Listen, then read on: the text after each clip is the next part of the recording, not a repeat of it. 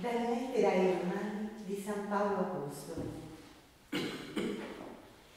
Se siamo morti con Cristo, crediamo che anche vivremo con Lui, sapendo che Cristo, risuscitato dai morti, non muore più. La morte non ha più potere su di Lui. Per Per quanto riguarda la sua morte, egli morì al peccato una volta per tutte. Ora invece, per il fatto che egli vive, vive per Dio. Così anche voi consideratevi morti al peccato, ma viventi per Dio in Cristo Gesù.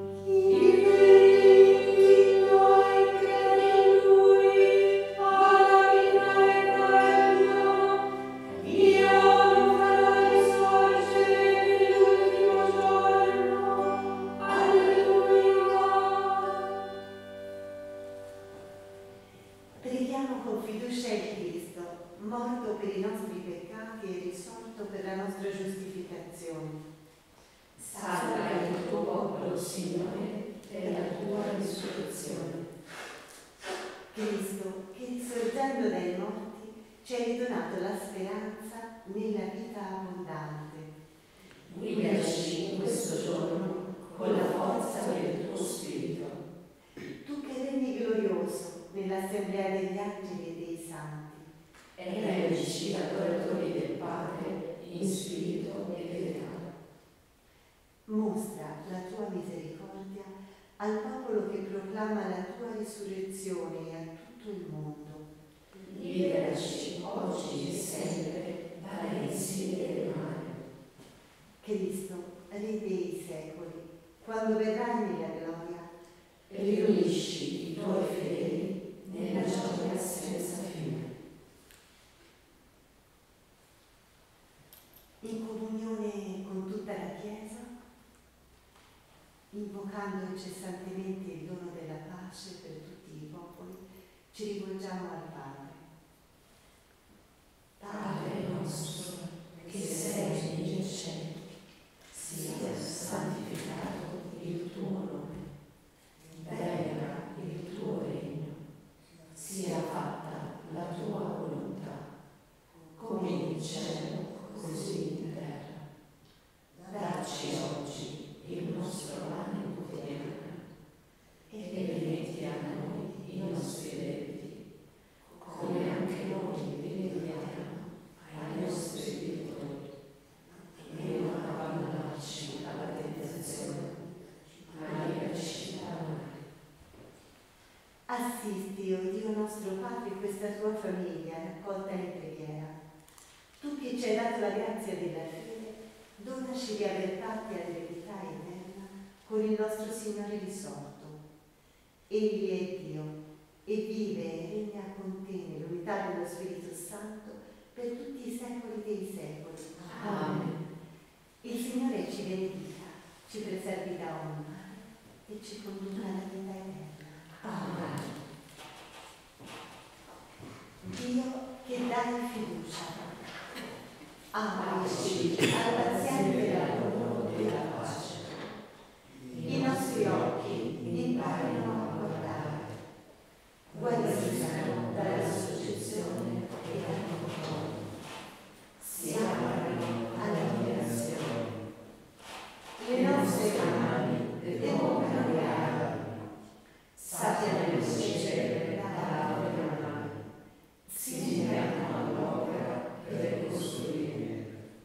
Il nostro gusto si accorga di acquistatori, il nostro udito ascolti la voce muta di chi non sa